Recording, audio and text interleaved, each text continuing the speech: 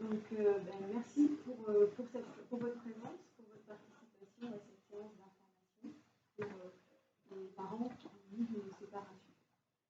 Cette séance est organisée par la Caisse d'allocation familiale et par l'association Médiation et Parentalité Française. Donc, vous êtes ici pour le même événement qui vous touche, la séparation, et qu'elle soit en cours de réflexion, qu'elle soit un petit peu plus avancée, peut-être qu'elle est déjà déclarée à la CAF, peut-être que vous avez déjà entamé des démarches.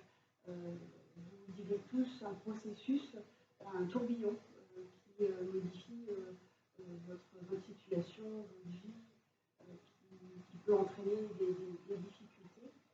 Et peut-être que vous avez des questions et on va tenter aujourd'hui là de vous amener peut-être des éléments de réflexion, peut-être des réponses, en tout cas essayer justement de vous apporter un éclairage. Donc, vous pouvez avoir des questions qui peuvent être liées à vos enfants. Comment on va pouvoir parler de la séparation à notre enfant ou à nos enfants. Quels mots, bonjour. Quels mots peut-on utiliser pour parler de la séparation? Comment le quotidien va s'organiser autour des enfants par rapport à son activité professionnelle, les moyens de garde, les ressources. On n'a plus les mêmes revenus quand on est à deux et quand on est seul. Le logement, c'est des questions qui peuvent être importantes. Est-ce que je garde le logement? Comment est-ce qu'on va rétablir la communication? Parce que la séparation entraîne aussi parfois des discussions, voire des frustrations, des conflits. Et donc du coup, comment pouvoir rétablir ce dialogue dans l'intérêt des enfants? C'est aussi ça qu'on va pouvoir aborder ce matin. Vous pouvez aussi avoir des questions peut-être un peu aussi matérielles. Je parlais du logement, mais ça peut être aussi, quand on ne sait pas, il faut aussi se rééquiper, se aménager pour pouvoir accueillir les enfants correctement. Donc, comment est-ce qu'on peut faire avec tout ça? Donc, les questions sont très vastes pour essayer de vous apporter un petit peu des éléments de réflexion par rapport à tout ça. Donc, à la fin de la séance, donc, je vous transmettrai des petits questionnaires pour pouvoir améliorer cette séance-là, et vous aurez la possibilité aussi de vous inscrire pour bénéficier d'un temps plus personnel, plus individualisé par rapport à votre situation en vie, pour rencontrer notamment un travailleur social. Cette matinée, on va la dérouler en 3 temps. Donc, il va y avoir ma collègue qui va intervenir sur plutôt les répercussions de la séparation du point de vue de l'enfant, comment fonctionne son âge, lui, de sa hauteur, il va voir, il va percevoir un peu tout ça. Il va y avoir un autre temps consacré par ma collègue médiatrice pour justement expliquer une médiation, ce que c'est, à quoi ça sert, à quel moment, comment ça fonctionne. Et puis moi, à mon niveau CAF, je vais peut-être vous expliquer l'accompagnement qu'on peut vous proposer, des points de vigilance par rapport à certaines prestations. Je ne vais pas vous dérouler toutes les prestations, des petits points d'information qui sont importants. Et puis voilà un peu pour toute cette séance.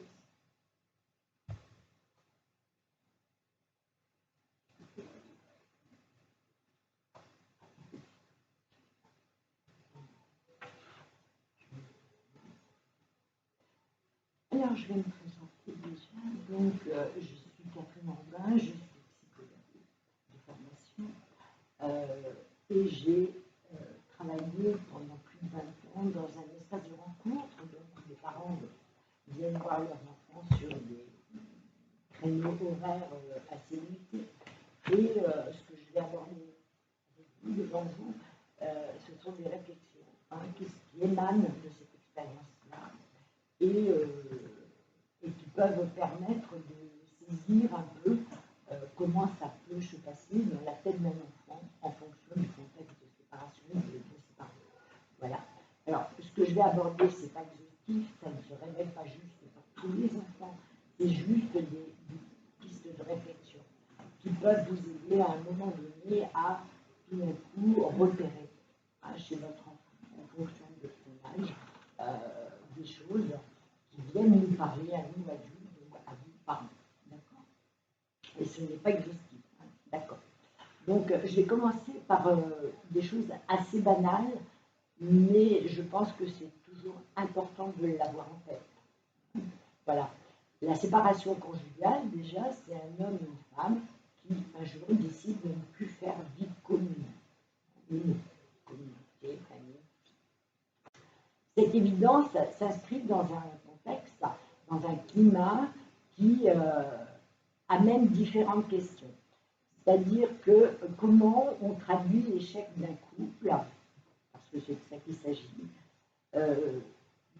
à travers son identité, ses valeurs, puisqu'on est envahi par des émotions qui peuvent venir distordre un petit peu des choses dont on était assuré préalablement.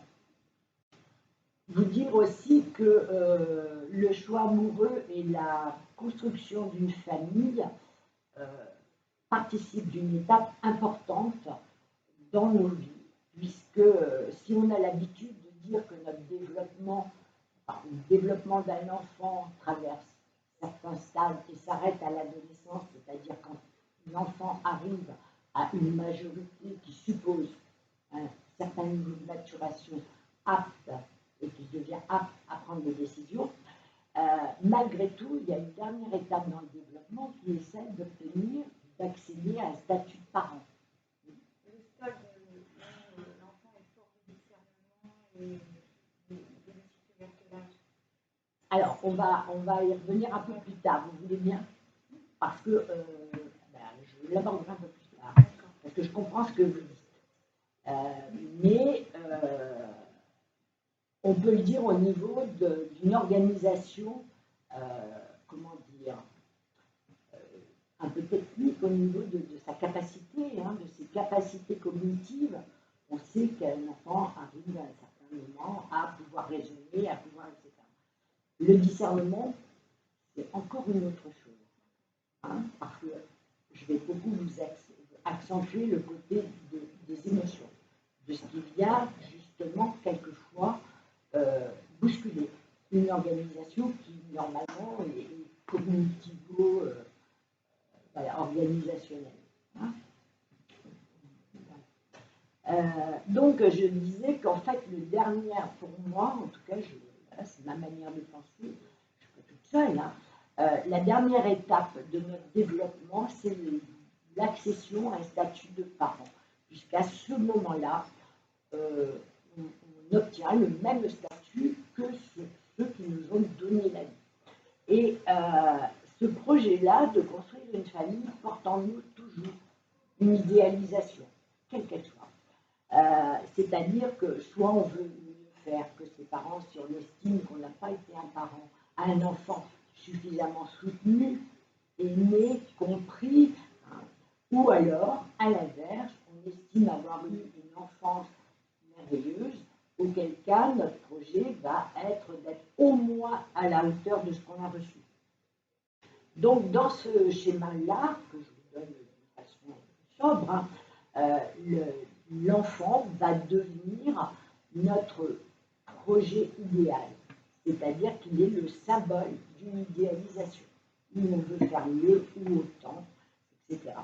Donc, il est bien à ce titre-là le représentant de l'héritage entre les générations. Voilà.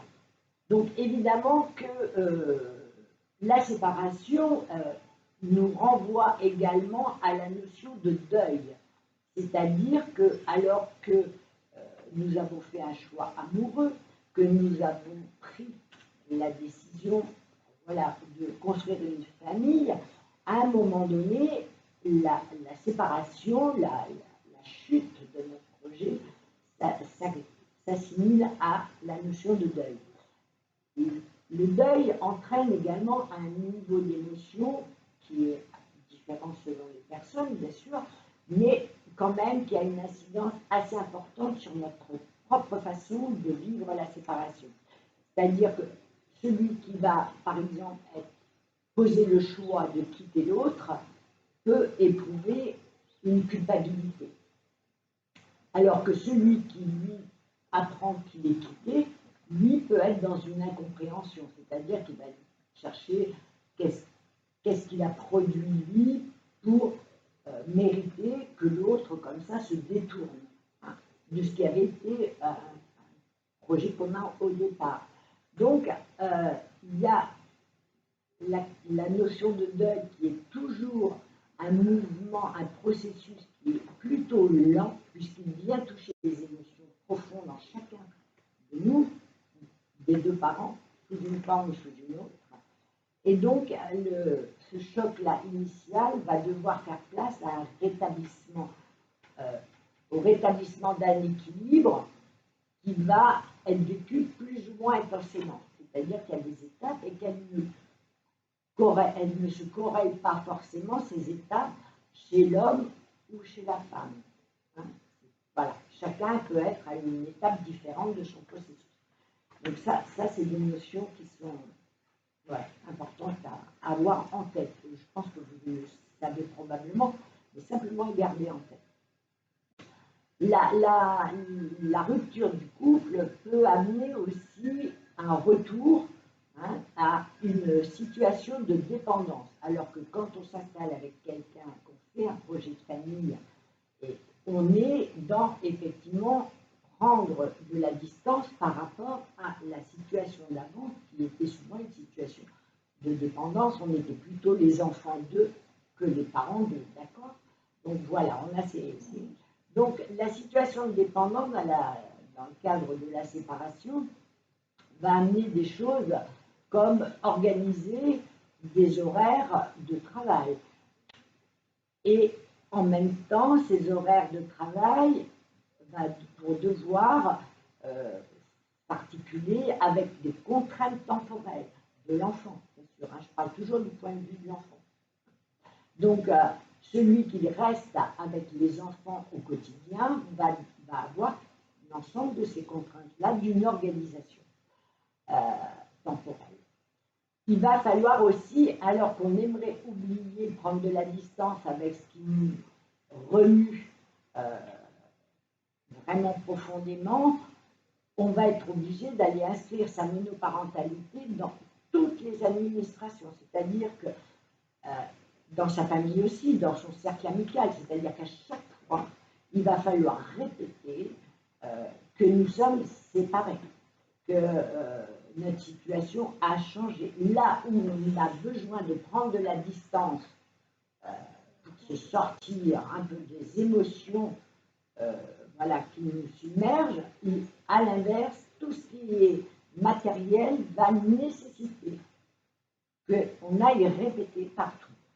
Voilà, on est dans cette situation-là.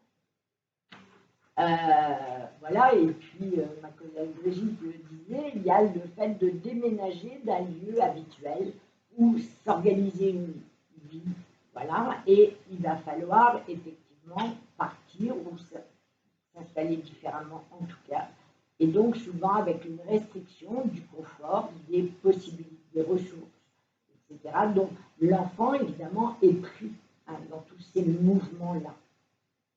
Voilà. Du côté des parents, j'aime bien aborder certaines questions comme ça que je n'ai pas de réponse, c'est juste des questions. Qu'en est-il, par exemple, du parent qui, faute de moyens financiers au départ à la séparation, doit se redomicilier chez ses parents? C'est pas une situation dramatique, mais elle amène quand même des questions. C'est-à-dire que si l'enfant réside avec lui, il va vivre donc avec son parent chez ses grands-parents. Ça veut dire qu'au quotidien, il va avoir des discours de grands-parents qui vont s'adresser à son parent, père ou mère, à son parent, comme à un enfant. Donc, parce qu'effectivement, le parent est bien l'enfant des grands-parents. Donc, il va avoir un discours parental de la génération d'avant. D'accord? Et lui, il ne va plus forcément, il va se poser des questions sur à qui je m'adresse quand je m'adresse à ma mère ou à mon père. Est-ce que je m'adresse à l'enfant de mes grands-parents ou à mes parents à moi? Vous voyez, voilà. Les grands-parents qui disent, par exemple, bah, je vois pas pourquoi tu lui prépares son petit déjeuner comme ça, c'était pas comme ça maintenant, je t'ai pas habitué comme ça, enfin pour n'importe quoi, ou le rangement des jouets, ou je sais pas quoi. Mais voir, vous voyez, l'enfant, il a un discours de parent vis-à-vis de son propre parent. Voilà. Ça a des effets, hein, tout ça. Voilà. Quand un parent a la résidence de son enfant, le parent, évidemment, il est en position d'assurer un quotidien, donc il est dans sa fonction, il la remplit au quotidien. Mais le parent qui, lui, ne voit son enfant, par exemple, que le week-end et la moitié des vacances scolaires, qui est encore un dispositif très classique. À ce moment-là, le parent qui reçoit son enfant d'une façon momentanée peut ne pas être assuré d'être vraiment le parent. Il ne se charge pas d'un quotidien. Les repas, les devoirs d'école, aller chercher à la crèche, etc. Donc, pour se mettre en place de parent, pour s'assurer de sa fonction, il peut avoir besoin de se présenter sous des formes un petit peu surlignées, c'est-à-dire qu'il va chercher à faire plaisir à son enfant. Il est plutôt, comme il ne s'occupe pas du quotidien, tenté de faire, par exemple, des activités week-end, etc. Ce que le parent qui a la résidence n'a souvent pas le temps dans la semaine. Peut-être pas les moyens non plus, parce qu'il assure un quotidien. Donc il ne va pas être dans le jeu, il ne va pas être dans l'activité. Voilà. Donc ça entraîne des niveaux différents pour appréhender, pour que père et mère appréhendent leur propre fonction parentale. D'accord? Alors je pose la question, le parent qui reçoit son enfant d'une façon momentanée, week-end, etc., voilà, est-ce qu'il est par exemple un intermittent de la parentalité ou est-ce qu'il est par exemple un gîte pour accueillir l'enfant? Voilà, ça c'est des questions. Hein. Et de fait, beaucoup de parents qui ont un droit de visite et d'hébergement ont tendance à vouloir le remplir de choses agréables. Et souvent, c'est un reproche que l'autre parent peut faire, puisque, bah oui, mais enfin, lui, il ne s'en occupe pas tous les jours, il lui offre des cadeaux, il l'emmène se balader, il l'emmène, je sais pas, du binôme, moi, j'ai pas les moyens, j'ai pas le temps, je m'occupe de tout le reste, enfin voilà. Mais j'essaie de dire, c'est pas forcément parce que le parent a envie d'être meilleur et de paraître meilleur. Il fait ce qu'il peut avec le temps qu'il lui est imparti. Et il y a un rattrapage de fonction parentale souvent dans cette manière de faire. Voilà. Donc la séparation, c'est bien pour un père et une mère une impossibilité à éduquer leur enfant au quotidien ensemble.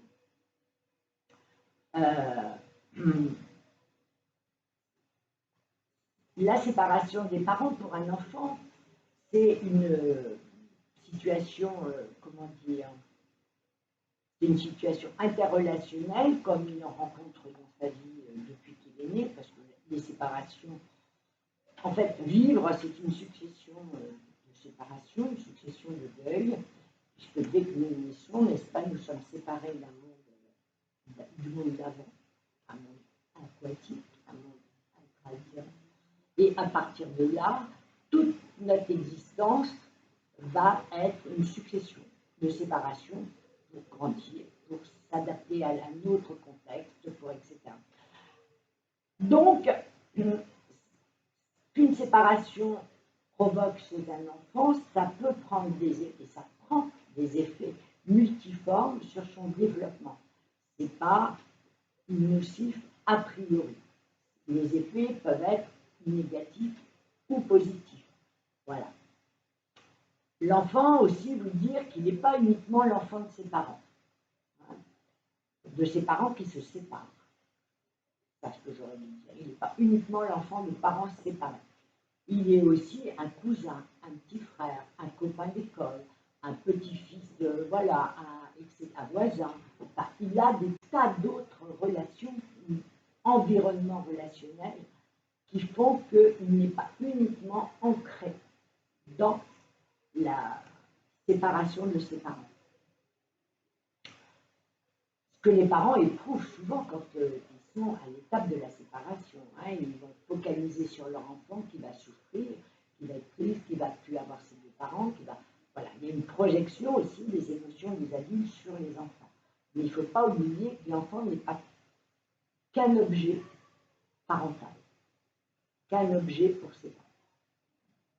Donc, en conclusion de cette petite introduction, et je vais essayer d'aller plus vite, ce n'est pas la séparation des parents effective, hein, physique, qui est une source principale d'insécurité pour un enfant, c'est bien que l'enfant soit le sujet de la mésentente entre les parents. Voilà. C'est-à-dire que quand l'enfant devient un objet, un projectile, utilisé contre l'autre parent, à ce moment-là, effectivement, les effets de la séparation sur l'enfant sont à risque.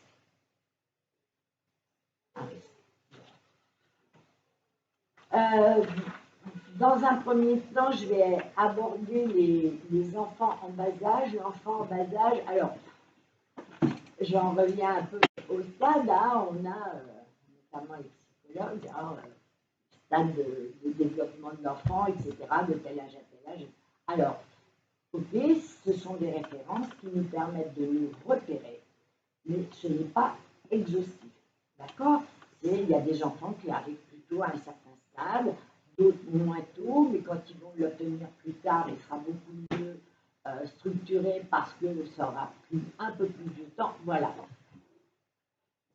Un cerveau est toujours quelque chose de très particulier. C'est-à-dire que nous sommes uniques. Donc nous utilisons la même chose que tous, mais d'une façon très singulière. Les enfants aussi, tout de suite. Donc les enfants, alors c'est pareil, ce sont des idées, hein, c'est pas, voilà. L'enfant peut avoir le sentiment que la séparation de ses parents signifie que le parent qui n'est plus à côté de lui au quotidien se sépare de lui aussi. Ça, c'est quelque chose de assez fréquent. Voilà, c'est comme si le parent qui part, qui ne vit plus au quotidien, finalement, il choisissait de vivre seul. C'est-à-dire qu'il se sépare et de l'autre parent et de lui. Les enfants, l'enfant, dès sa naissance et même bien avant, hein, puisque voilà, nous savons, non, je vous dis pas, l'enfant dispose d'un système perceptif extrêmement élaboré et précis. Hein, c'est-à-dire qu'il a des capacités, notamment perceptives, qui sont absolument incroyables.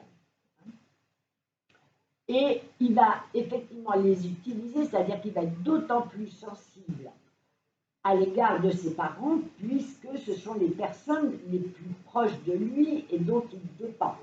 Mais dont eux dépendent aussi de l'enfant, hein, puisque dans l'interaction, chacun se soucie de l'autre. Hein. L'enfant se soucie de ses parents, voilà, et les parents se soucient de l'enfant. Donc, ce sont les personnes les plus impliquées dans ces vies. Donc,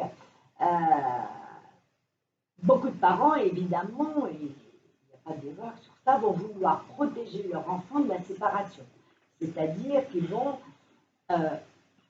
penser qu'un enfant très jeune, petit, c'est-à-dire avant le langage, bien avant le langage, ne peut pas comprendre ce qui est en train de se passer dans son milieu familial. Or, l'enfant, lui, il comprend. Alors, il ne comprend pas ce qui se passe exactement. Il comprend que tout est en train de bouger, puisqu'il a des antennes absolument partout, et il va percevoir tous les mouvements qui traversent chacun de ses parents, son environnement, et s'il n'a pas d'explication, si ses émotions ne sont pas explicités, il va en être envahi.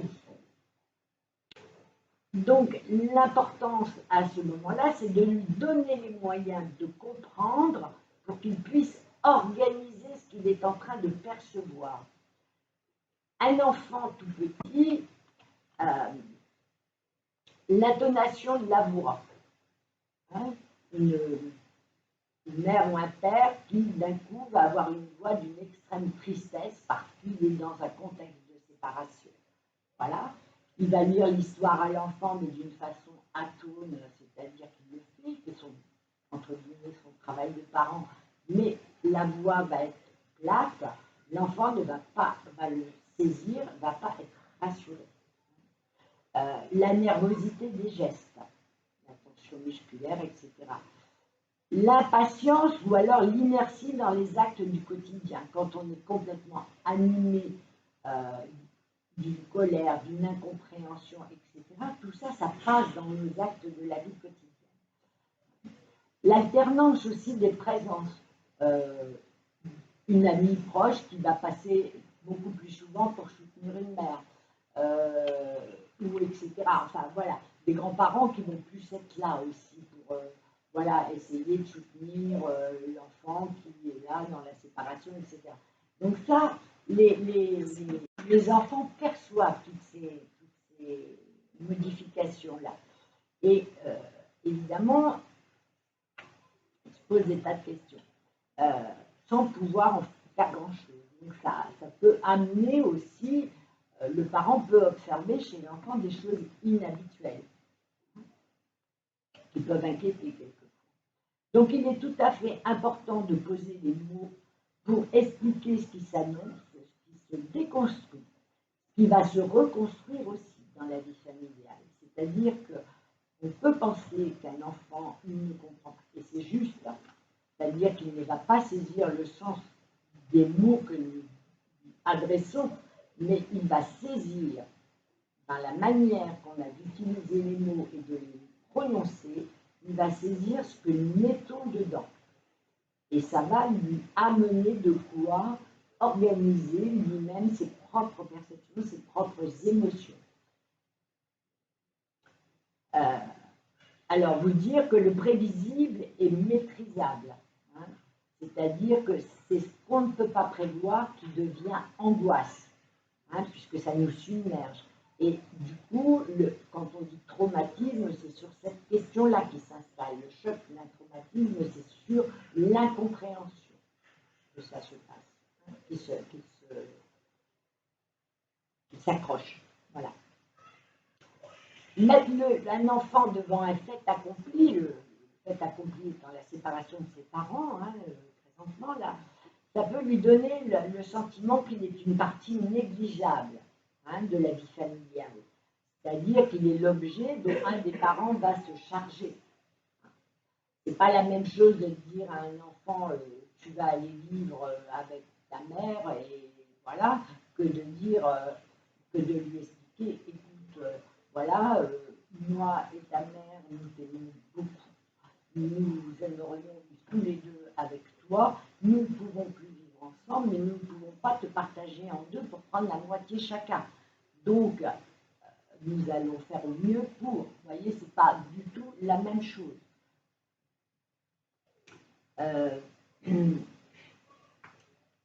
Parce que même si un des parents n'est plus présent au quotidien, l'enfant il a besoin de mettre en lui une représentation de son autre parent, une représentation permanente. C'est-à-dire qu'un enfant, en fait,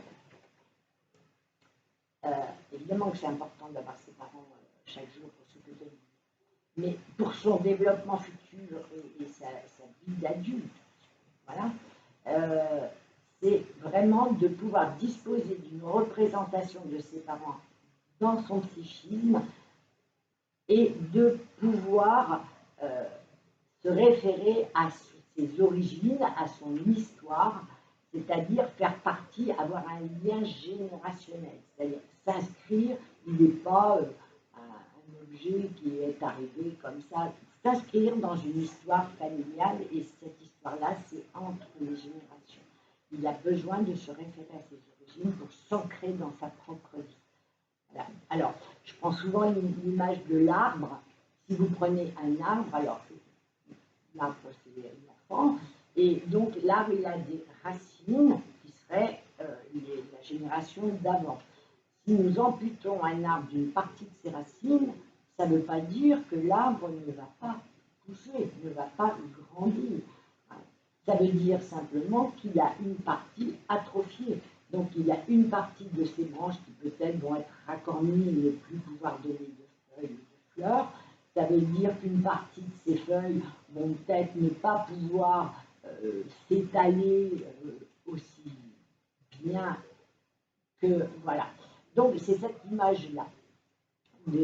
Un enfant, il a besoin de l'ensemble de ses racines si on veut lui donner toutes les chances de pouvoir développer toutes ses capacités, toutes ses possibilités.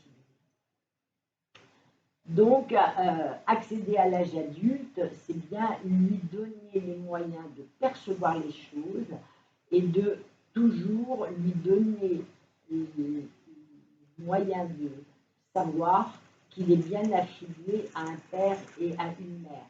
Et ça, je vous le répète, ce n'est pas forcément qu'en présence physique. On est d'accord, les enfants qui sont orphelins, entre guillemets, c'est vraiment l'accès à une représentation mentale du parent qui est important. L'idée aussi des non-dits, des secrets de famille, vous avez tous entendu parler, maintenant tous ces thèmes-là sont abordés un petit peu partout, mais une origine masquée ou gommée reste quand même. Elle est gommée, mais ça continue à circuler dans les pensées de l'enfant et ça peut venir le hanter comme une question qui viendrait sans arrêt, sans réponse, etc. Donc c'est un peu comme un fantôme qui vient de temps en temps, qui ressurgit dans la manière de penser des enfants et qui viennent évidemment le déstabiliser. Pour les enfants petits, comme ça, les manifestations comme les pleurs, une tristesse, des troubles de l'endormissement, des expressions inhabituelles, alimentaires par exemple, peuvent être pour un enfant en bas âge le seul moyen de dire quelque chose. Ça peut être le seul moyen d'extérioriser ce qu'il ressent. Donc, évidemment, je ne vais pas vous dire que ce n'est pas grave, ça peut ne pas l'être. Voilà. Ça peut être juste à repérer comme effectivement le signe que l'enfant est occupé par des choses qu'il ne peut plus maîtriser, qui l'envahissent et qu'il a besoin de sortir de lui sous cette forme-là et donc il a besoin qu'on lui donne des explications pour comprendre. Une question par rapport à ce que vous dites. Comment faire pour un enfant pleure ou n'a pas le sommeil perturbé et comment l'adulte peut comprendre ce qu'il ressent réellement en fait. Comment réagir à ça? En fait, je ne comprends pas tout à fait la question. Il ne pleure pas, il n'a pas de comportement inhabituel. Et s'il y a un enfant pleure, oui, sans raison et qui n'ose pas forcément parler de sa tristesse. Un enfant pleure, il y a toujours une raison. Et comment l'adulte même vous, quand vous pleurez, vous avez une raison de pleurer. Enfin, je veux dire, voilà. Après, on ne peut pas, moi je ne peux pas vous répondre là précisément, il faut, comment dire, d'abord un enfant peut avoir besoin de pleurer pour se soulager, pleurer n'est pas toujours un signe de désespoir, ça peut être aussi un soulagement, mais c'est dans le contexte où il dit ce signe-là plus un autre signe, il doit pouvoir vous alerter sur, après, comprendre le pourquoi des pleurs, ça rentre dans le contexte relationnel. Moi, je peux pas, il n'y a pas de réponse c'est vous, parents, et beaucoup de mères, il y a un père, mais c'est à vous, dans ce que vous êtes en train de vivre et dans la relation que vous établissez avec vos enfants, que ça doit vous apporter, vous mettre la puce à l'oreille. Voilà. Après, parce que là, tout de suite, je ne peux pas... Moi comme d'autres, professionnels, je ne pense pas qu'on puisse apporter des solutions magiques. Si vous donnez un contexte particulier, individuel, on peut affiner avec vous, mais Par exemple, moi, mon fils, il pleure parce que la séparation a été douloureuse. Ma fille, elle manque de sommeil, elle se lève plusieurs fois dans la nuit. Et c'est vrai que moi, en tant que rôle, je ne sais pas trop comment réagir face à ça. voilà. Vous êtes arrivé un petit peu après. C'est un entretien qui est filmé, une information qui est filmée. Oui. Et les questions, on avait plutôt tendance de préférence à ce qu'elles soient posées en fin de l'information. Pour que ça puisse avancer. Par rapport à ce qu'elle a dit, madame. Ah oui, je comprends bien. Mais pleurer, par exemple, ça peut être, je vais quand même répondre parce que j'avais un petit... Ça peut être attirer l'attention sur soi, par exemple, ce qui permet à l'enfant d'agir sur son parent en le détournant du conflit, par exemple. Vous voyez? C'est pour éviter, par exemple, qu'un parent critique son autre parent, il va se mettre en scène, lui, pour attirer l'attention sur lui. Vous voyez, il y a plein de sens qu'on peut mettre sur les réactions des enfants. Enfin, je dis, c'est difficile de donner une explication pour tout sur un signe particulier.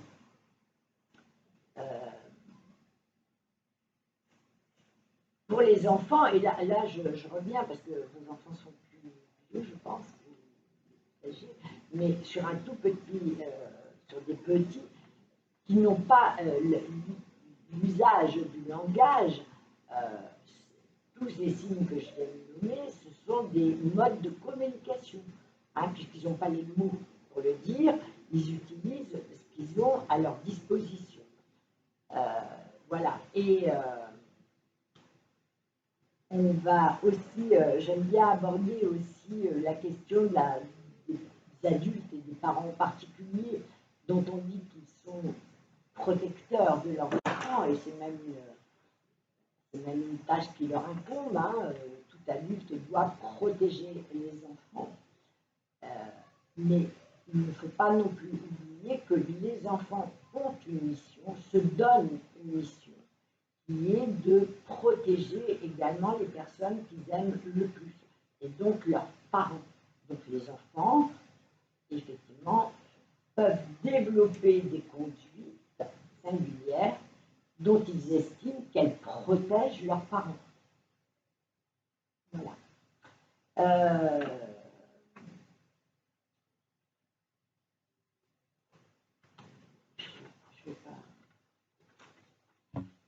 Je vois l'heure en face de moi.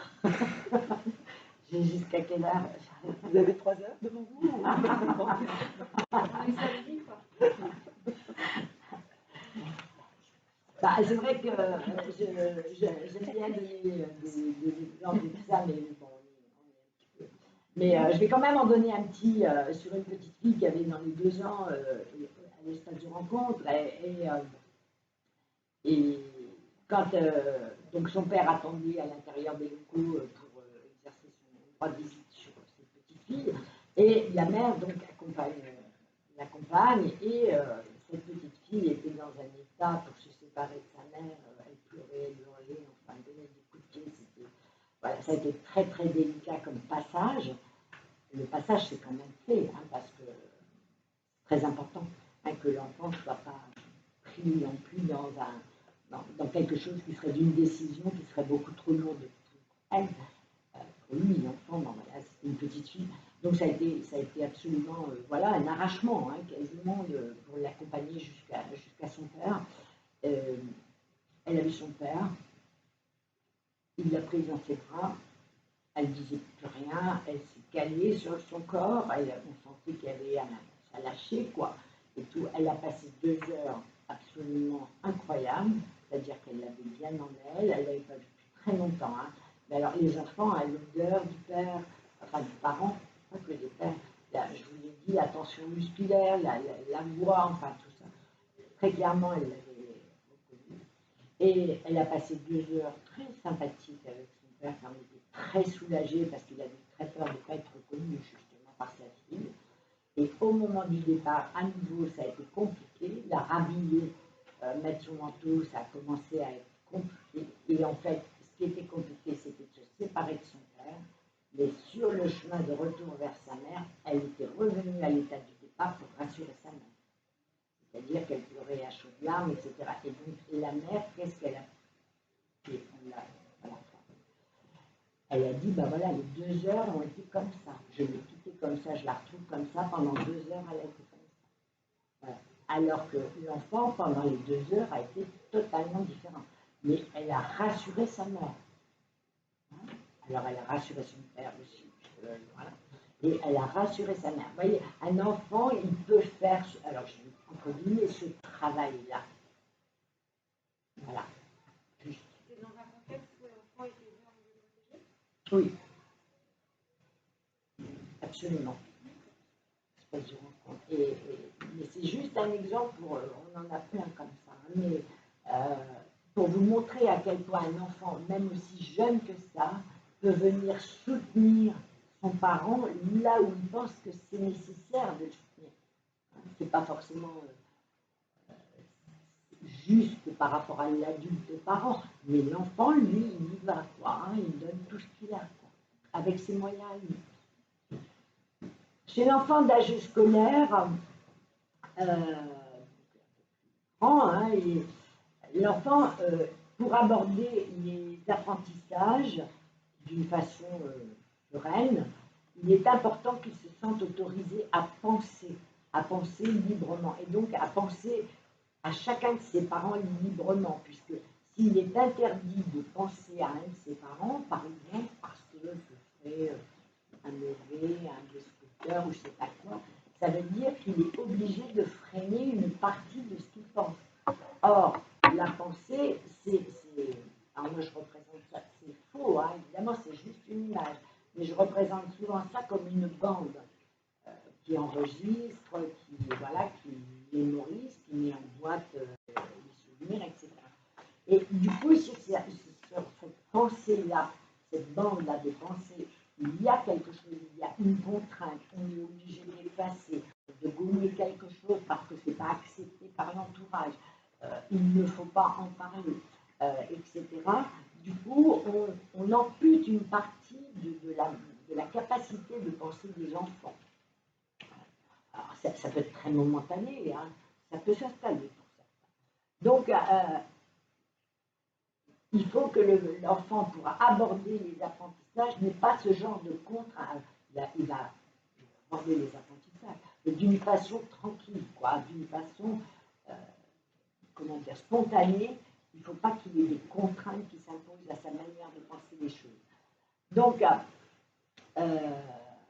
si un enfant il est tenu de s'organiser avec des trous dans sa pensée, avec des blancs, il va du coup être dans quelque chose d'un désordre, parce que du coup il va être victime d'une impossibilité par moment à utiliser certains codes qui organisent la pensée. Et ça devient très anxiogène pour un enfant. Voilà, c'est-à-dire qu'aller à l'école, quelquefois, aborder certains apprentissages peut soulever une angoisse importante. Quand un enfant est complètement obnubilé par la situation d'un de ses parents ou des parents, dans un contexte familial de séparation, ça va lui être compliqué quelquefois de soutenir une concentration, d'accéder à certains apprentissages, par exemple tous ceux qui demandent une construction logique. On a même quelquefois observé des dyslexies réactionnelles, parce que la vie d'une famille, c'est un père, une mère, un enfant, etc. Et puis après, il y a les satellites autour de la famille, il y a une forme de construction. Et si on se déporte vers les apprentissages, la lecture, c'est des lettres qu'on organise en syllabes, des syllabes qui organisent des mots, des phrases, des significations, etc. etc. Donc on part d'éléments qu'on organise. Voilà. Un enfant peut ne pas pouvoir organiser tout d'un coup les symboles de la lecture. Voilà. L'écriture, c'est la projection d'une image de soi sur un papier. c'est laisser une trace de soi. Un enfant qui a l'impression de ne pas être le meilleur enfant possible, puisqu'il n'a pas pu empêcher il ne peut pas empêcher ses enfants de se disputer, de dire du mal l'un de l'autre, etc. Il peut ne pas pouvoir accéder à cette image de soi sur le papier. Ça peut venir handicapé, entre guillemets, l'accès à l'écriture. Alors, ce sont des choses observées qui peuvent être momentanées, mais il faut l'avoir en tête. Parce que ça peut là aussi être un signe qui nous alerte, nous parents, sur la difficulté que connaît notre enfant et qu'en fait on peut soulager. Ça peut tout à fait, ce que je disais, être momentané. De la même façon que l'enfant qui se sent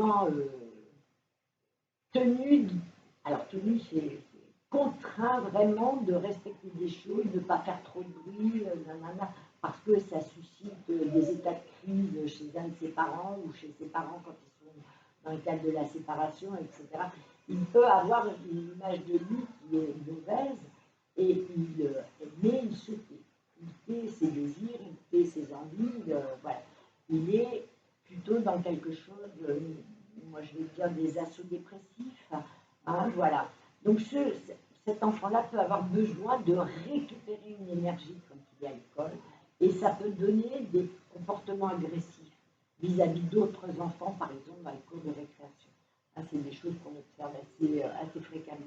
C'est-à-dire qu'il va essayer de récupérer à travers des conduites violentes ou agressives contre d'autres enfants, entre autres, il va essayer de récupérer une image plus forte de lui-même. Alors évidemment, l'enfant qui s'entend dire non seulement j'ai des problèmes parce que tu vois bien ton père ou ta mère, ils sont partis vivre ailleurs, je dois me débrouiller toute seule et toi en plus, voilà, l'école, voilà, faut que j'entends les profs qui se plaignent de toi, etc. ou l'astuce. Je veux dire, cet enfant-là, ça va être très lourd à porter pour lui. Parce qu'en fait, ces symptômes, c'est à nouveau des appels à l'aide, alors à être compris, à ce que quelqu'un, un adulte, vienne m'expliquer qu'il n'est pas le mauvais qu'il croit, mais qu'il n'est pas à la bonne place pour agir. Parce que l'enfant, il ne peut pas venir réparer ses parents. Voilà. Donc, en conclusion de ce petit morceau-là, juste dire que l'enfant, il a besoin de s'appuyer sur les traits de caractère, sur les valeurs de ses deux parents. C'est-à-dire que pour bâtir sa propre identité, pour être le plus solide possible, il a besoin d'avoir accès aux traits de caractère et aux valeurs de chacun de ses parents. Alors, certains peuvent penser, parents, que ça, c'est à risque, parce qu'il y a des parents dont on se dit, s'il suit le même chemin, c'est pas possible, quoi. Il va avoir une vie absolument insatisfaisante. C'est pas parce qu'un enfant s'appuie sur les traits de caractère et les valeurs de son parent qu'il va les prendre, qu'il va les mettre en lui, qu'il va les prendre pour faire sa propre vie.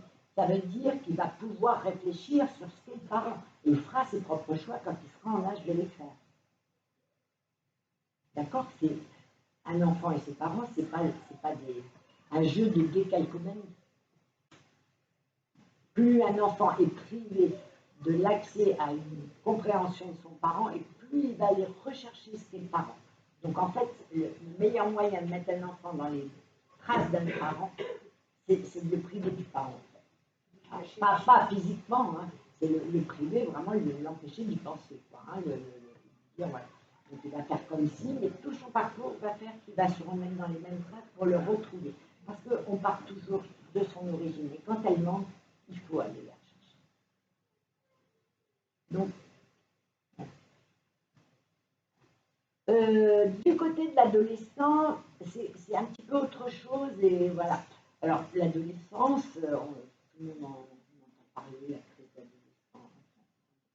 Voilà, pas une adolescence, c'est terrible. Voilà. Donc, l'adolescent, il a, par principe, c'est une période de révolution, qu'elle soit à bas bruit ou au contraire très explosive.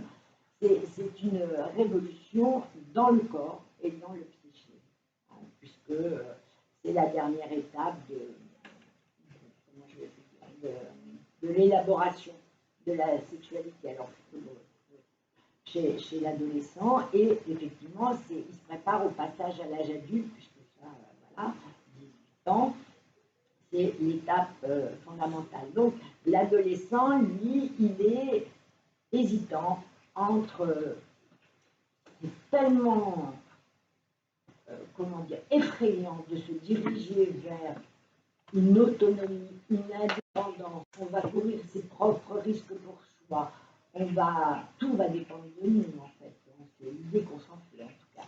Voilà, qu'il est tenté de rester un petit garçon ou une petite fille, et puis en même temps quand même, le monde nouveau qui s'ouvre est quand même très tentant, et puis en plus tout nous dit dans notre corps que c'est le monde mondial. Donc, il est pris là-dedans. Hein.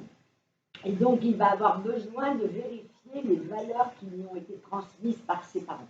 En général, hein, ça c'est sans parler de la... Voilà. Donc, pour vérifier la consistance des valeurs que ses parents lui ont transmises, il va les mettre à l'épreuve, il n'y a rien de tel. Hein. Donc, il les met à mal, il les conteste, et il se confronte absolument aux principes éducatifs qui lui ont été transmis, qui lui ont été donnés. Donc, c'est très complexe à vivre, je pense qu'il y a beaucoup de parents, il y a peu d'adolescence silencieuse, il y en a, mais très peu.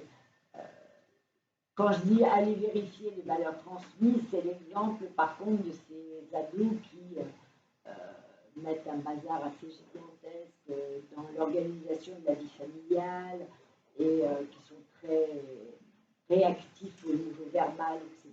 Et voilà, et qui par ailleurs vont aller faire un séjour auprès d'une famille, d'un copain, par exemple, d'une copine, et dont la mère va venir vers, enfin, la mère du copain va venir vers la mère de l'adolescent et dire oh, voilà, mais ton gamin il est super, quoi, il a participé à tout, voilà, tout d'un coup, on ne parle pas de lui-même, bien sûr que si.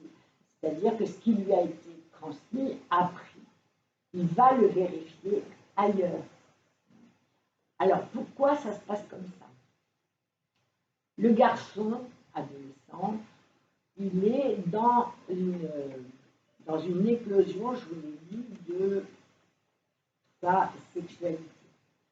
Un petit peu compliqué sur le corps, mais voilà. C'est-à-dire que même si la sexualité est présente bien avant, hein, tout le temps d'ailleurs, voilà, quand ils sont adolescents, quand ils arrivent à cet âge-là, il y a l'idée de la séduction, ça fonctionne, le corps se modifie, puis il y a après la génitalité, c'est-à-dire que l'enfant devient potentiellement en capacité lui-même d'avoir un acte sexuel et d'être parent.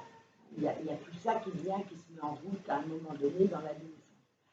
Et du coup, sous cet assaut-là des pulsions sexuelles, l'adolescent garçon, la première référence féminine, c'est sa mère. Enfin, sauf que tout ce qu'il ressent dans son corps de transformation, il ne peut pas le jouer avec sa mère ni vis-à-vis de sa mère. Donc, très profondément, hein, il ressent un risque. D'accord? Donc, il va devoir ne plus pouvoir s'approcher de sa mère, ni être le petit garçon de famille, ni parce que, effectivement, cette proximité-là, d'accord, devient dangereuse pour lui. Donc, il va mettre à mal tout ce qui pourrait coïncider avec un rapprochement qui, lui, dans son mécanisme de ce moment-là, est potentiellement sexuel. D'accord? Donc, quand les parents se sont séparés et que l'adolescent a vécu auprès de sa mère, il va en plus fortement devoir s'éloigner de sa mère pour être sûr de ne pas former un couple avec elle. Donc ça veut dire qu'il va beaucoup vivre à l'extérieur, enfin ou dans sa chambre enfermée, hein, maintenant avec les nouvelles technologies. Il va donc s'intégrer plutôt à des bandes de copains à l'extérieur.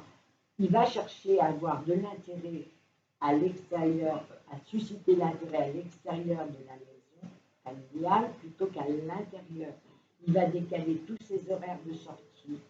Il ne va plus être à table normalement. Bref, il va mettre en péril tout ce qui faisait que la vie de famille avait un certain rythme jusque-là. Voilà. Donc, pour la fille, toujours, si elle a vécu auprès de sa mère après la séparation de ses parents, elle va plutôt percevoir sa mère comme une rivale, hein, qui va l'empêcher d'accéder à son identité de femme. Alors, voilà. Parce que ça, aujourd'hui, dans notre société actuelle, déjà depuis un petit moment, il y a des questions adolescents avec les mères qui...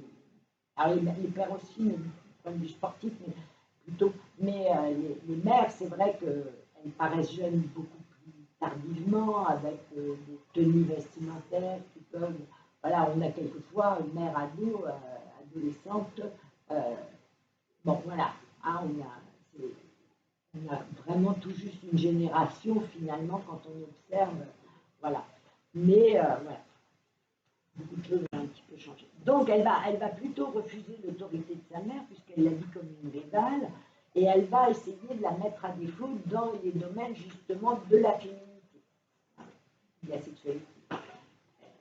Mais elle va avoir des conduites provocatrices, elle va l'habillement, le maquillage, les fréquentations, bref, enfin, tout ça, ce sont des mouvements, j'ai envie de dire, rassurants. D'accord? C'est très fatigant, je suis d'accord avec les parents, mais c'est rassurant.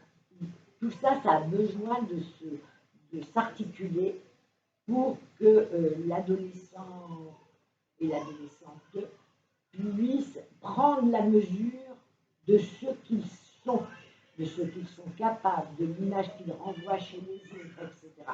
Et ça ne peut se jouer que contre les parents, parce que ils savent le lien et l'attachement qu'il y a eu, et ils savent que ce n'est pas un lien d'attachement qui risque la rupture. D'accord? Donc ils le jouent. Voilà. L'adolescent, lui, qui a vécu auprès de son père, lui, à l'inverse, il a pu ressentir une carence en apport affectif.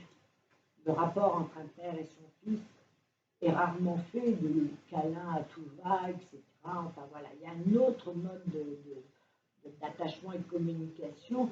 Ça peut être un peu plus viril, et les distances, en tout cas, ne sont pas tout à fait les mêmes dans le masculin que dans le féminin.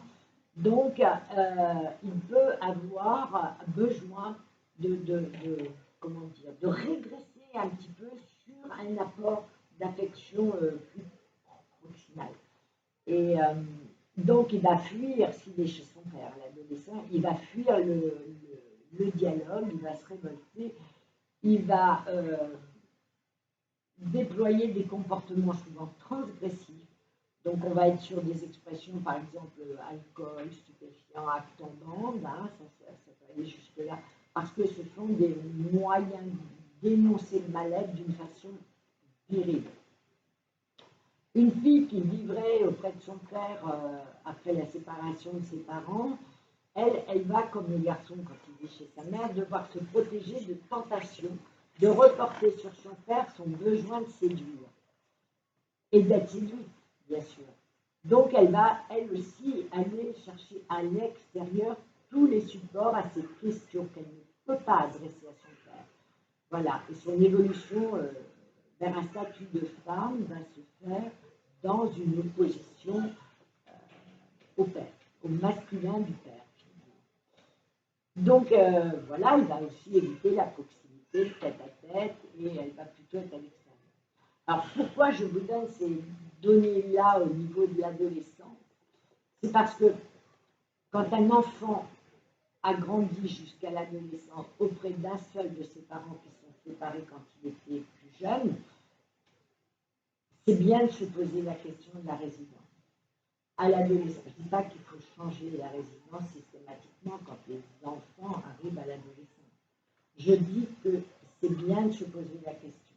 Et quelquefois, moi je fais partie, je vais le dire souvent, je crois que c'est bien que l'enfant aille se confronter aux valeurs, aux réactions de l'autre parent à ce moment-là. Voilà. Donc, si un jour vous êtes dans cette situation-là, de votre adolescent, au moins se poser la question de cette résidence qui peut apporter un complément à l'enfant, à cette étape de réponse, un complément de réponse. Bon, par définition, donc je vous l'ai dit, le développement de l'enfant, il est une succession de séparations. Donc la séparation de ses parents, c'est un nouveau processus de séparation qui est celui-ci accidentel, il n'est pas inscrit dans son développement depuis le début, mais il est accidentel.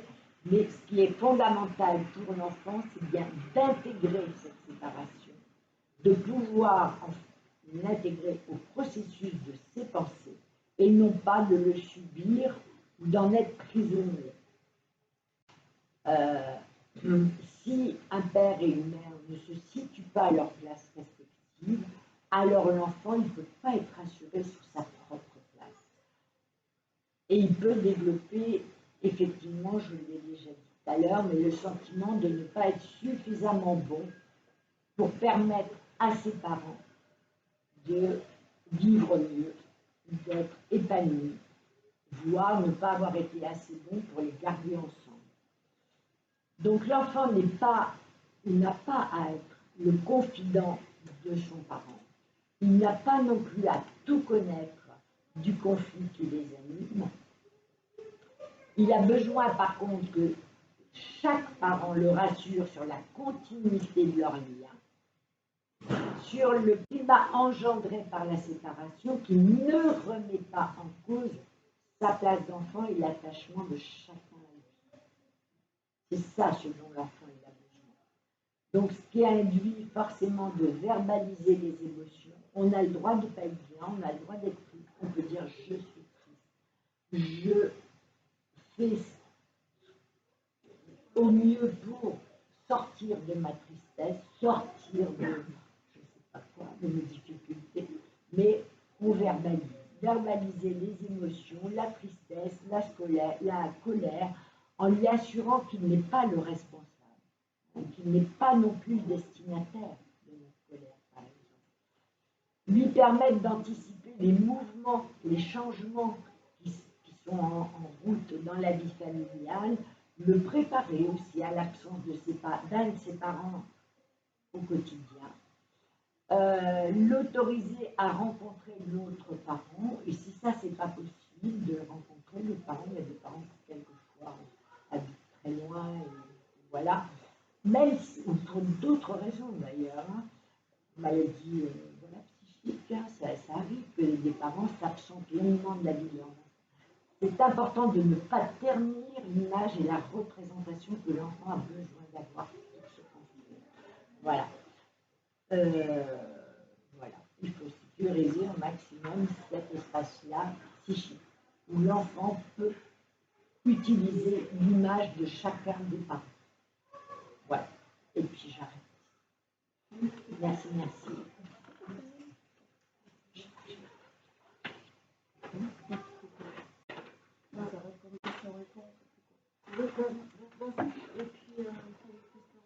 Oui, mais du coup, je te laisse le temps de parler. Oui, d'accord. Tu veux qu'on regarde? Oui.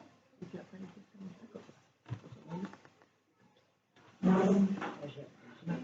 Tous deux, qu'il soit blanc. S'il est blanc, c'est bon. Okay.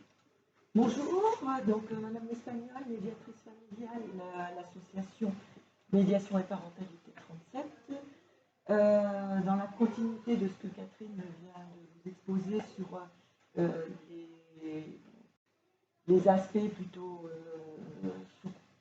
sur les enfants, les conséquences d'une séparation sur les enfants en fonction des âges, moi je vais vous présenter l'espace de médiation dans le cadre de la séparation des parents. Comme le disait Catherine, une séparation, c'est les mêmes étapes qu'un deuil. On n'est pas égaux, effectivement, face au deuil. Et dans ces émotions-là, il est difficile, et on l'entend parfaitement, que des parents n'arrivent plus à raisonner ou à mettre un peu de distance et se dire mais on n'en reste pas moins parents.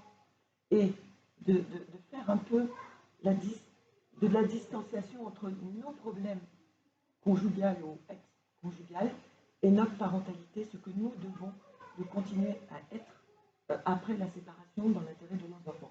Parce que les conséquences de quand on n'arrive plus à être coparents, alors c'est un nouveau mot, pas génial, mais bon, c'est être parents plus parents, rester parents, mais de façon séparée.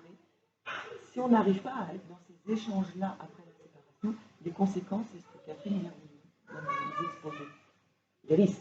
Les risques, toujours dans l'hypothétique, mais ça peut engendrer chez ces enfants de développer des traumatismes. Donc à l'association Médiation Parentalité 37, vous pouvez pleinement, de façon spontanée, décrocher votre téléphone pour avoir un premier entretien d'information qui dure à peu près 1 heure, qui est pris totalement en charge par nos financeurs, notamment la CAF, une grosse partie, pour que vous soit exposé justement le cadre de la médiation. Pour qu'une médiation, ensuite, que le processus se mette en place, il faut que les 2 parties soient informées sur le cadre de la médiation. On ne peut pas imposer une médiation. Pour la bonne et simple raison qu'une personne qui se sent contrainte de mettre en place une médiation, elle ne se mettra pas au travail. On pourrait faire 20 séances, il n'y a rien qui se passerait. Donc il faut être pleinement conscient et pleinement dans l'envie d'intégrer ce cadre de médiation. Si les 2 parties donnent leur accord, à ce moment-là, on va organiser des séances. Ces séances, elles sont sur 1h30. Quand on entre en médiation de façon spontanée, on est autour de 3-4 séances, à peu près. Ça reste une moyenne, donc c'est pondéré. Ça peut être 1, comme ça peut être 4-5. Tout va dépendre des sujets que les parents amènent. L'idée de la médiation, c'est d'organiser un espace où ils seront présents tous les 2, plus le médiateur, ne laisse pas comme ça, le médiateur est présent, et organiser des échanges autour des sujets que vous souhaitez aborder, qui peuvent être pension alimentaire, résidence, le choix de l'école, la coupe de cheveux, le choix des vêtements, les soins, tout ce qui est autour de l'intérêt des enfants dans le cadre d'une séparation. Pour entrer en médiation, on demande certaines choses aux parents. C'est déjà d'être dans le respect de l'un de l'autre. En médiation, il n'y a pas de violence, il n'y a pas d'injure, et on est dans l'expression du jeu.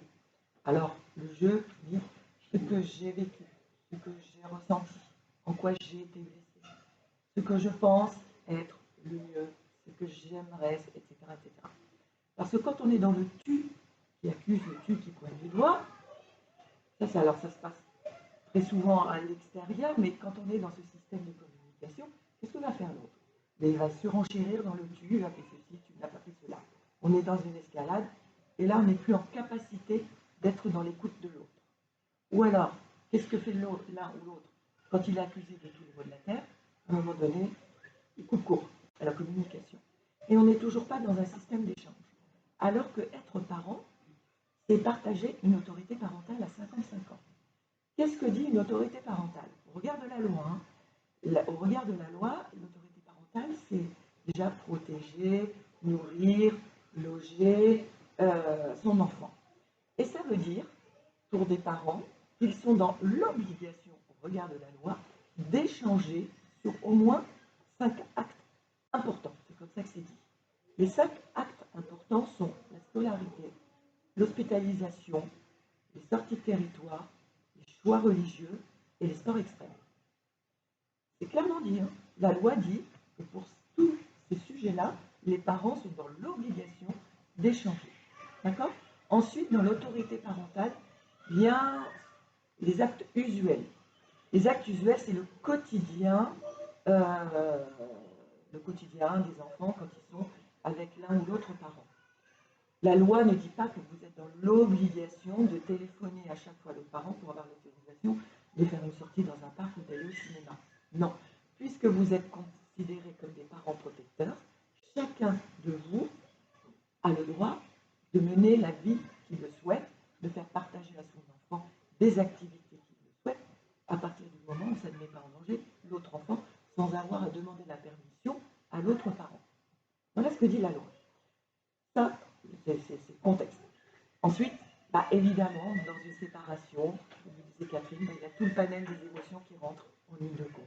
La colère, la tristesse, la non-acceptation de la séparation, la douleur, ou encore l'amour aussi. Ça fait partie aussi de la séparation. Comment faire pour rester parent dans ces moments-là? C'est pas simple. C'est pas simple. Donc, cet espace de médiation, il vous est proposé, vous le prenez ou vous ne le prenez pas, pour justement peut-être avancer sur ces étapes de deuil, peut-être, ou organiser tout simplement la vie autour des enfants dans vos situations respectives. Le médiateur, il n'a pas de projet pour vous, pour la bonne et simple raison qu'il n'y a pas deux situations qui se ressemblent. Donc, si on avait les clés en main pour toute séparation, ce serait très très simple. Mais non, il ne s'agit pas de ça. Il s'agit que ce soit des parents qui reprennent les rênes de leur vie en fonction de leur situation professionnelle, de leurs enfants, de l'âge des enfants, peut-être des besoins. Alors, ce n'est pas parce que les enfants expriment leurs besoins qu'on va tout accéder à tous leurs besoins, mais c'est aussi les écouter et voir la décision n'en revient pas moins aux parents. Plus des parents vont prendre la décision dans l'intérêt des enfants, et plus vous allez décharger vos enfants d'une responsabilité, d'un choix à faire à un moment donné. Il n'est pas rare que dans les séparations, un enfant puisse dire, quand il est chez l'un, dire « Ah, mais moi j'en ai marre, j'ai le droit de rien faire, je veux aller vivre chez mon autre parent. » Ah, voilà, d'accord. L'enfant va dire ça à son autre parent, je vais vivre chez toi parce que c'est plus possible chez l'autre. Ah, d'accord. Les parents n'échangent pas. Ils ne sont pas en capacité d'échanger. Parce que c'est encore trop de colère, trop de... Et bien, ils se retrouvent messagers, porteurs d'un message qui va être chez l'un, le fait qu'il ne veut plus aller vivre chez l'un, et chez l'autre qui veut aller vivre chez l'autre. L'autre va dire, ah bah, je vais prendre bas de combat, je vais aller saisir le juge pour faire un changement de résidence. Sauf que cet enfant, au bout d'une semaine, finalement, chez ce parent-là, finalement, c'est super dur aussi. Ah ben non, finalement, je vais aller revivre chez l'autre. Parce que finalement, c'était pas si mal. Ils s'y perdent. Les parents s'y perdent aussi. Parce que, qui croit? Comment on fait quand on n'échange pas? Est-ce qu'on doit croire son enfant? Bien sûr. L'enfant ne ment pas, par principe. Mais l'autre parent, il raconte n'importe quoi, puisque moi, il me dit qu'il veut revenir chez moi. Et l'autre dit, oui, mais moi, chez moi, il dit aussi qu'il veut venir chez moi. Qu'est-ce qu'on fait?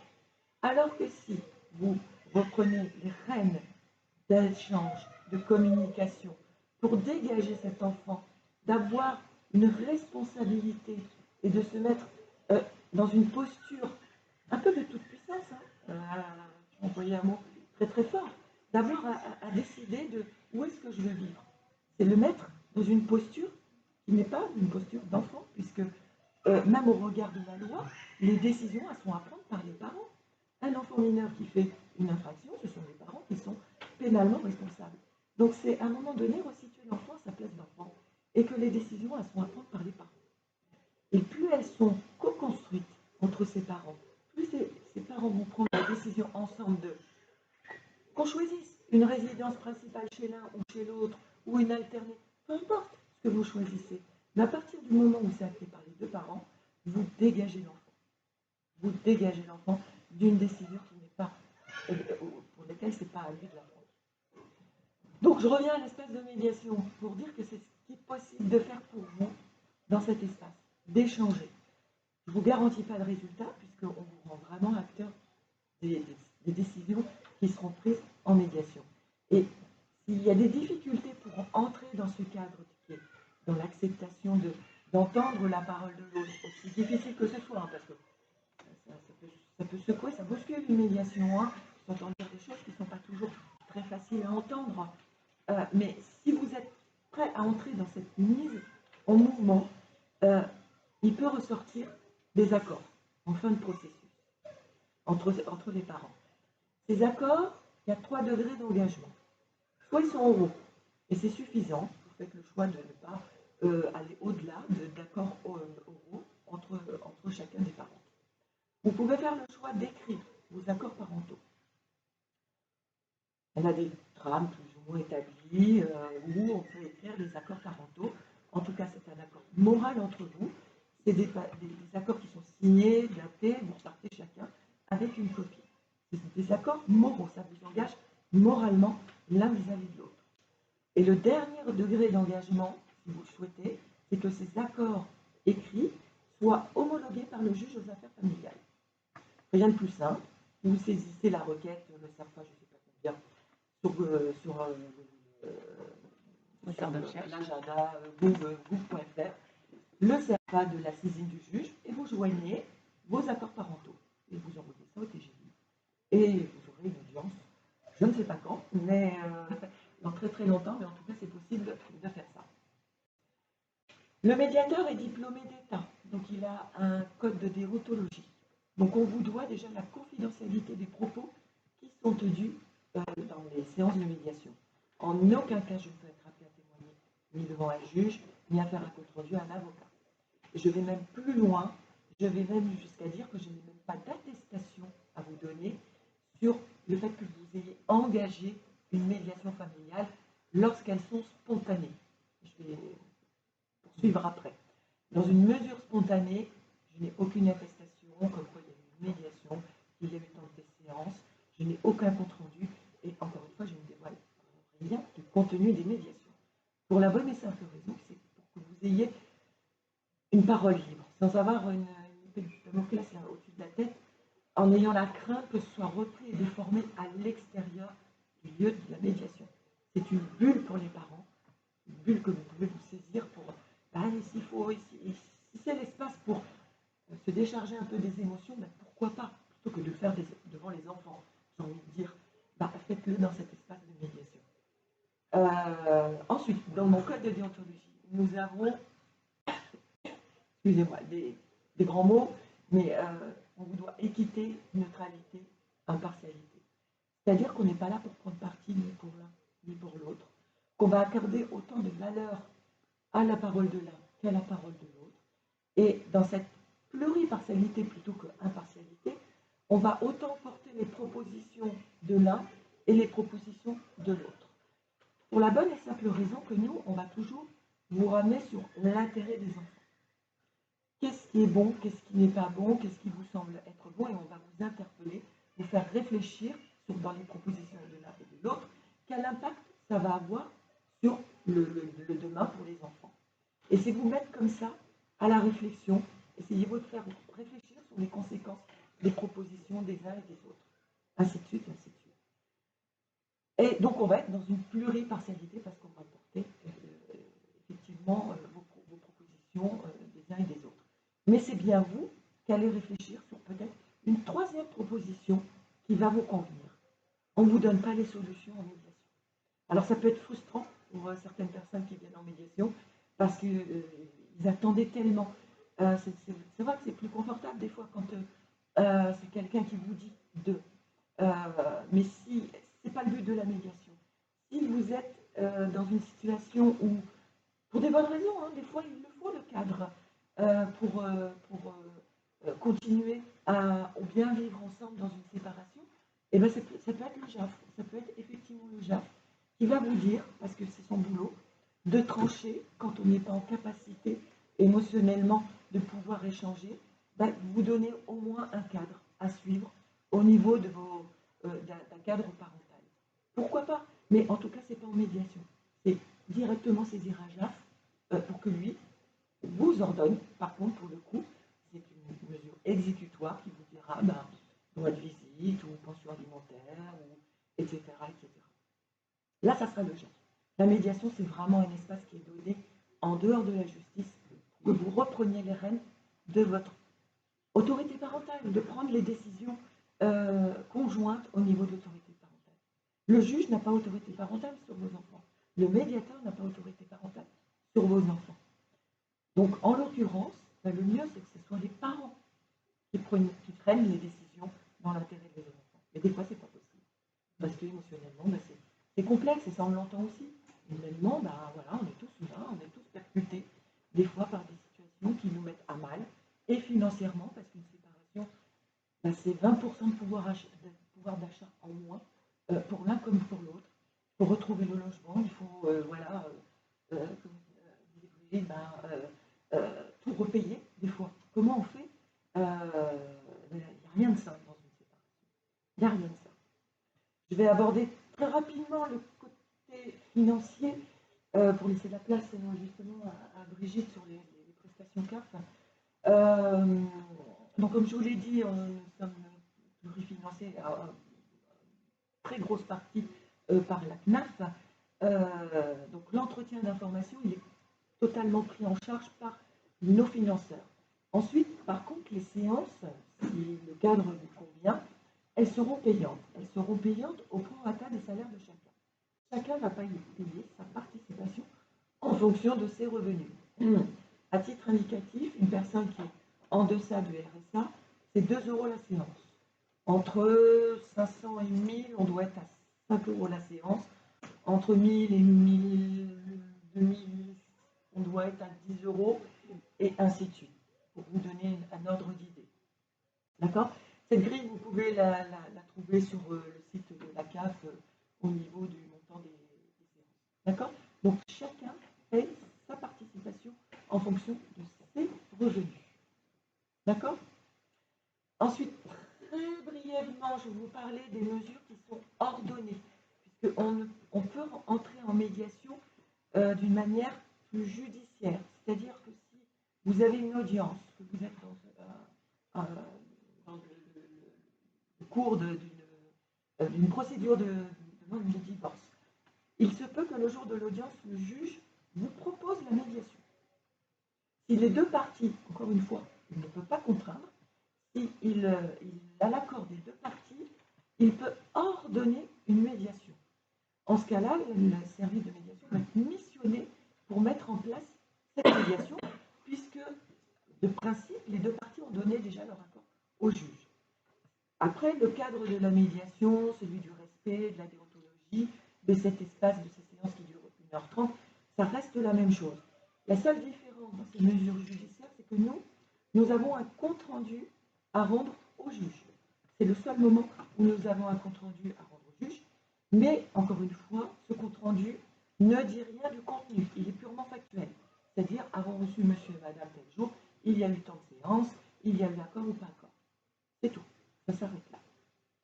Et aujourd'hui, pour information, et Tours fait partie d'une expérimentation qui dit que pour tout parent qui souhaite ressaisir le juge, c'est-à-dire qu'il y a déjà eu une ordonnance exécutoire qui a été donnée au moment d'une séparation, d'un jugement, il y a 3, 4, 10 ans, peu importe. Si vous souhaitez apporter des modifications à cette première ordonnance, vous êtes dans l'obligation de tenter la médiation. C'est bien, l'obligation porte sur la tentative de médiation et non pas sur la mise en place de la médiation. Mais en tout cas, vous devez passer par des services ou des services de médiateurs, avocats ou libéral, faites votre choix, mais en tout cas, vous êtes dans l'obligation de tenter la médiation. Donc si vous êtes demandeur pour apporter des modifications à une ordonnance qui date, vous devez rencontrer un médiateur qui vous expliquera le cas de la médiation et il y aura un courrier qui sera envoyé au défendeur. C'est comme ça que ça s'appelle. Le défendeur a toujours le droit de refuser de venir, puisque c'est au demandeur que porte l'obligation de tenter la médiation. Le défendeur ne donne pas signe de vie, alors le demandeur aura une attestation du service de médiation, et c'est cette attestation qui lui permettra de saisir le juge. À tout moment, le demandeur pourra de toute façon saisir le juge. Il y a un délai. Donc si le défendeur ne donne aucun signe de vie, le demandeur, je vais me mélanger, Le demandeur aura une attestation de toute façon. Le défendeur donne signe de vie, nous rencontre. Il dit, pourquoi pas, je veux bien tenter la médiation. On va mettre en place la séance de médiation. Et ça, pour le coup, c'est la tentative de médiation. Qu'il y ait accord ou pas accord, peu importe, en fin de séance de médiation, les deux recevront une attestation. Et encore une fois, à l'un comme à l'autre, cette attestation leur permettra de saisir le juge. Le coût des médiations, c'est le même que pour les médiations spontanées. Voilà, j'ai brossé assez rapidement, je crois que je suis dans le temps, pour après laisser les questions et les réponses. Et puis si vous avez des questions, évidemment, vous pourrez revenir en fin de présentation. Je passe la main à Brigitte.